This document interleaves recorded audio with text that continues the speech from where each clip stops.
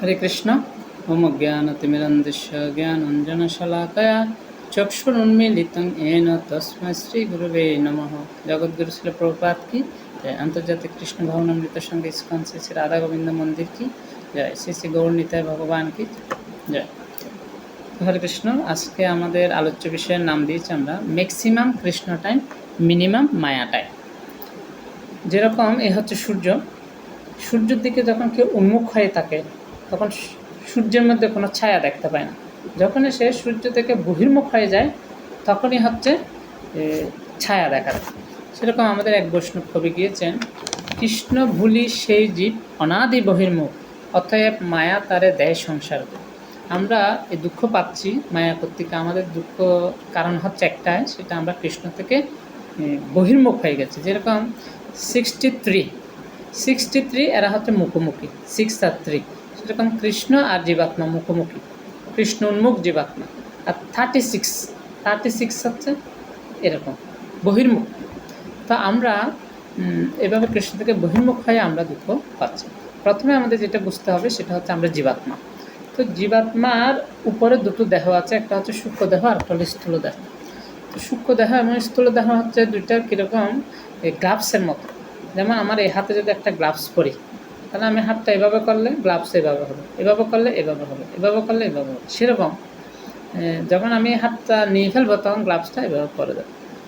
আমাদের এই দেহের মধ্যে এটা হলো স্থূল দেহ, এর ভিতরে আছে একটা মন বুদ্ধি অহংকার নির্মিত সূক্ষ্ম দেহ, এর ভিতরে হচ্ছে জীবাত্মা। তো জীবাত্মা যখন এই দেহ থেকে চলে যাবে তখন সূক্ষ্ম দেহ আর স্থূল দেহ নিতর পরে থাকবে। তাহলে আমাদের দেহের সব থেকে ইম্পর্টেন্ট হচ্ছে এই জীবাত্মা, এটা আমাদেরকে বুঝতে হবে, আত্মা। একটা স্টুডেন্টকে আমি জিজ্ঞাসা করেছি, তুমি কেন পড়াশোনা করছো? ও বলছে, আমি মা পিটাবে যদি আমি পড়ালেখা না করি, ভালো রেজাল্ট না করি। আরেকজনকে জিজ্ঞাসা করছে, তুমি কেন পড়ালেখা করছো? ও বলছে, আমি ডাক্তার হতে চাই, আমার একটা আশা হচ্ছে আমি ভবিষ্যতে ডাক্তার হব, সেটা আমি পড়ালেখা করছি। আরেকটা স্টুডেন্ট যেটা বললো আমার খুব ভালো লেগেছে, সে বললো, আমি আমার বাবা মার মুখে হাসি ফোটাতে চাই। সেরকম যে জীবাত্মা ভগবান শ্রীকৃষ্ণকে সন্তুষ্ট করার জন্য কর্ম করবে, তার জীবনটা হচ্ছে সার্থক। আমাদের মধ্যে যেটা সবথেকে বেশি সমস্যা সেটা হচ্ছে ভোগ প্রবৃত্তি। ভোগ প্রবৃত্তিকে তুলনা করা হয় বিষধর সর্পের বিষ দাঁতের সাথে। যখন বিষধর সর্পের বিষ দাঁত ভেঙে ফেলা হয় তখন ওই বিষধর সর্পের আর কোনো কাজ নেই, তেমন ক্ষতিকর নেই। সেরকম আমাদের হৃদয় থেকে ভোগ প্রবৃত্তি দূর করতে হবে। সেজন্য আমাদের ভাগবত কথা, কৃষ্ণ কথা, হরি কথা, আমাদের হরিনাম শুনতে হবে। যার নাম শ্রুতি মাত্রেণ পুমান ভগতি নির্মল। যখন আমরা ভগবানের নাম শুনবো আমাদের হৃদয় নির্মল হবে, ভোগ প্রবৃত্তি চলে যাবে। আপনারা দেখবেন দুইটা রুম, একটা থেকে দেখা যাচ্ছে ধোঁয়া বের হচ্ছে, আরেকটা থেকে ধোঁয়া বের হচ্ছে। তো যখন রুমটা খুলে দেখা গেল ওখান থেকে সিগারেটের ধোঁয়া বের হচ্ছে। আরেকটা পার্শ্ববর্তী রুমে যেখান থেকে ধোঁয়া বের হচ্ছে ওখানে খুলে দেখলাম ওখান থেকে আগরবাতির ধোঁয়া বের হচ্ছে।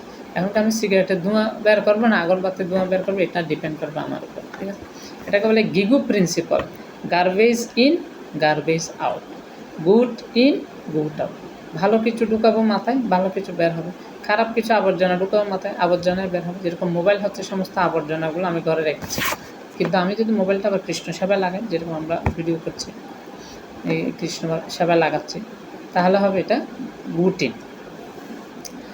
আমাদের ইম্পর্টেন্ট হচ্ছে আমাদের মস্তিষ্কের চুল, যতক্ষণ এটা মস্তকে থাকবে। যখন একটা চুল এখান থেকে অন্যে পড়বে তখন ওই চুলটা ইউজলেস। সেরকম আমরা যতক্ষণ ভগবানের সাথে কানেক্টেড থাকবো তখন হচ্ছে আমাদের মূল্য। যখন আমরা ভগবান থেকে বিচ্ছিন্ন হয়ে যাবো তখন আমাদের কোনো মূল্য নেই। একটা উদাহরণ দেবো আমরা আজকে। একবার প্রধানমন্ত্রী রাস্তা দিয়ে হাঁটছেন, এটা উদাহরণ গল্প। হঠাৎ করে দেখা গেল ওনার জুতো ছিঁড়ে গেছে। উনি পাশে একটা দোকানে গেলেন, জুতোর দোকানে।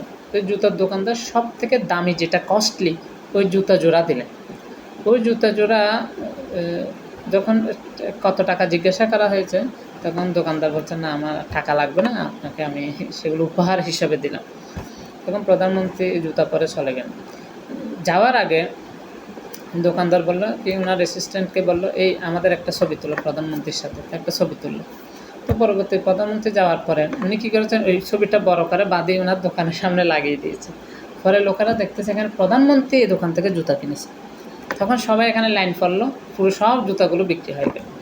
এ হচ্ছে আমি যখন ভগবানের সাথে কানেক্টেড হব তখন আমাদের জীবনের অনেক মূল্যায়ন হবে। কিন্তু আমরা ভগবান থেকে বিচ্ছিন্ন হব তখন আমাদের হচ্ছে একটা মোবাইলের পার্টস যখন বিচ্ছিন্ন হয়ে রাস্তায় পড়ে যায় ওইটার আর কোনো মূল্য থাকে না। কিন্তু মোবাইলের পার্টসটা যখন মোবাইলের সাথে কানেক্টেড বা কম্পিউটারের সাথে কানেক্টেড থাকবে কম্পিউটার পার্টস, তখন এটার অনেক বেশি মূল্যায়ন আছে।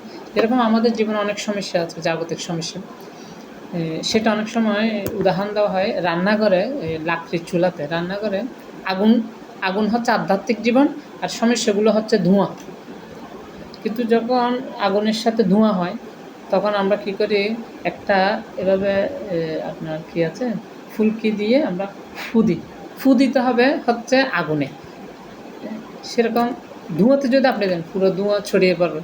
তা আমরা আগুনে ফু দিয়ে যেরকম আগুন যত বৃদ্ধি পাবে ধোঁয়া চলে যাবে, সেরকম আমরা আধ্যাত্মিক জীবনকে যত বেশি ফোকাস করব তত বেশি আমাদের জাগতিক সমস্যা সমাধান হয়ে যাবে। যেমন যখন আমি শহরের অলিতে গলিতে যাই তখন দেখি সুউচ্চ বিল্ডিং, ২০-৩০ তলা বিল্ডিংগুলো মাথার উপর যেন ভেঙে পড়তেছে।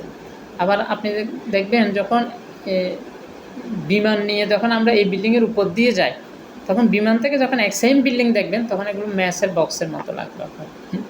সেরকম যখন আমরা আধ্যাত্মিক জীবনে যখন অনেক উন্নত হব, আধ্যাত্মিক শিক্ষায় গীতার শিক্ষায় যখন আমরা অনেক উন্নত হব, জ্ঞান অর্জন করব, তখন আমাদের জীবনে আগত বা অনাগত সমস্ত সমস্যাগুলো আমার কাছে ছোট ছোট মনে হবে, সলভ করা ইজি হবে।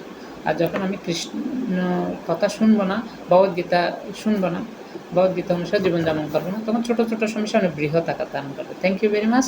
Thank you all. Hare Krishna.